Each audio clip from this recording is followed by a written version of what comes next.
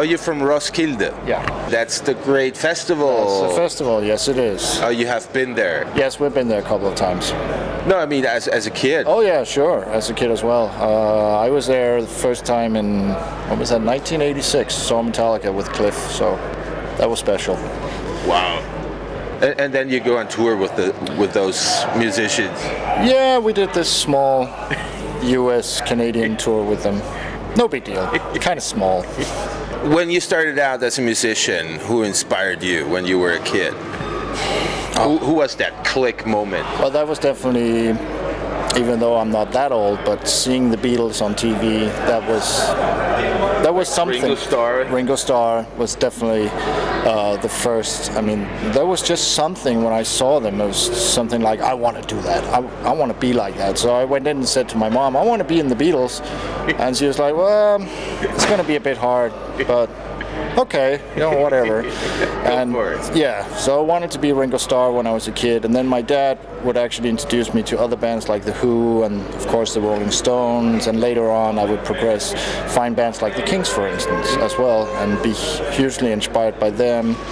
And then when the metal thing started to creep in, definitely Eric Carr, rest in peace, from Kiss was a huge influence, Peter Criss as well, Nico McBrain from Iron Maiden, and from then on I progressed onto guys like Charlie Benanti from Anthrax, Dave Lombardo, and Lars Ulrich as well. I mean, Lars, love him, I hate him, but he inspired He inspired a lot of kids to take up the drums and play like him. So those are definitely the guys that inspired me. You didn't mention any of the 70s big bands. No, not that. How about Bonham?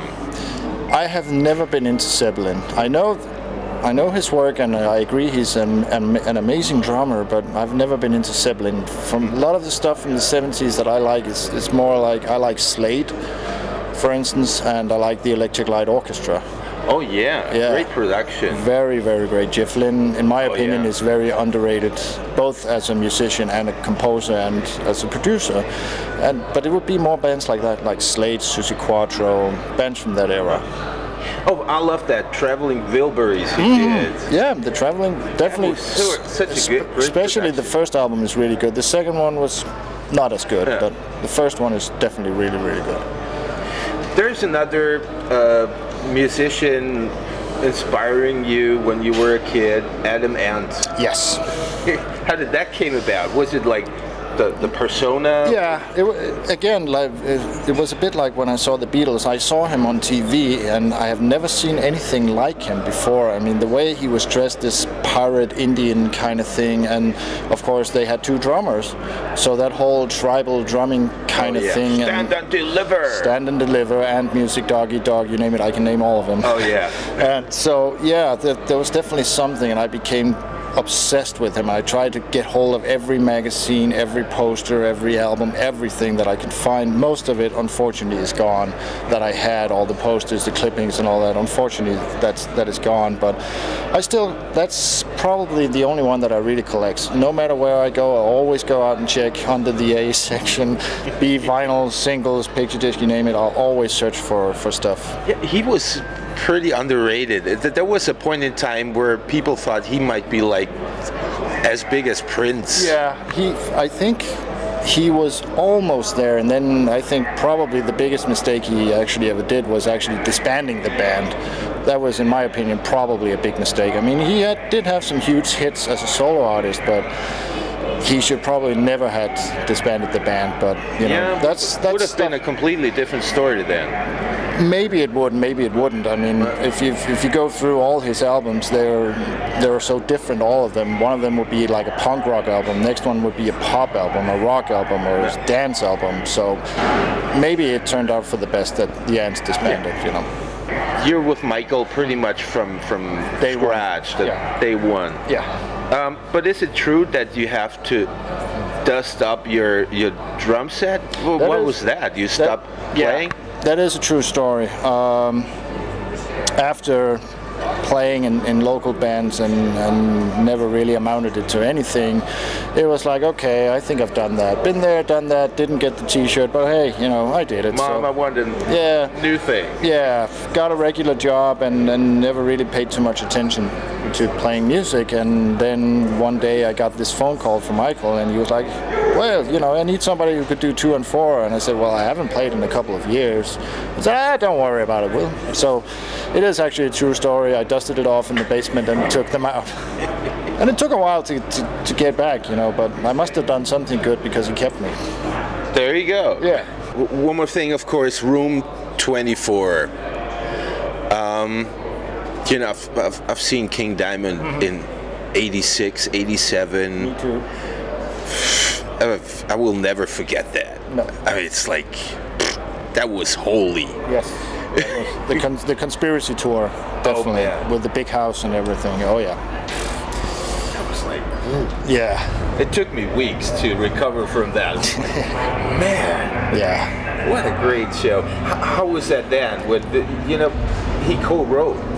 You know, yeah. He got really into your music, right? Yeah, he did. I mean, we met him a couple of years before in Dallas because some of the guys in our crew used to work for King when he toured much more than he do now. And so, of course, he wanted to come down and say hi and speak a little Danish and stuff like that, you know, and there's a Danish band in town, so why not come down and say hello? Michael had met him a couple of times before, back in the years, so, you know, he came down and hung out, had a cup of coffee and talked for a little bit. It was right after his surgery. So when we were supposed to do the sound check, he was like, well, I gotta go because it hurts just to hear the sheer volume. So, but every time we'll be in Dallas, King would normally come down and say hi and hung out for a bit, and I guess just started talking and just asked him out of the blue, you know, would you be interested in participating? And he was like, sure. And we were like, yes, we got him. So Michael came up with the basic structure for Room 24. He came up with the story, and he and King would talk on the phone or mail each other back and forth and said, yeah, hey, if you want to add something to add your own style, you know, do your own type of vocals, whatever. But of course we tried to do some sort of Mercyful, Fate / King Diamond type of songs with our little input in it, not a rip-off, but it needed to have that Mercyful, Fate, King Diamond type of style to it. Just to show respect.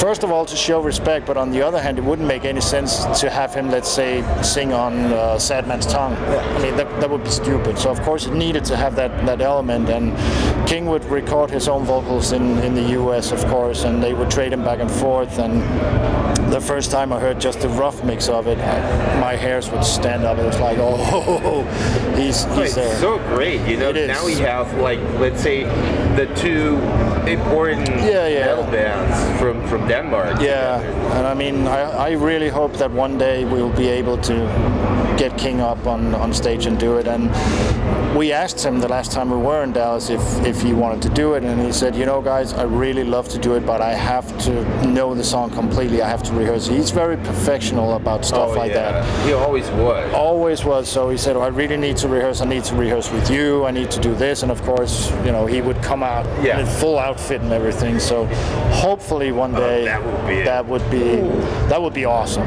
if we could get him to do it. And cross my fingers, but we will. At some point we will.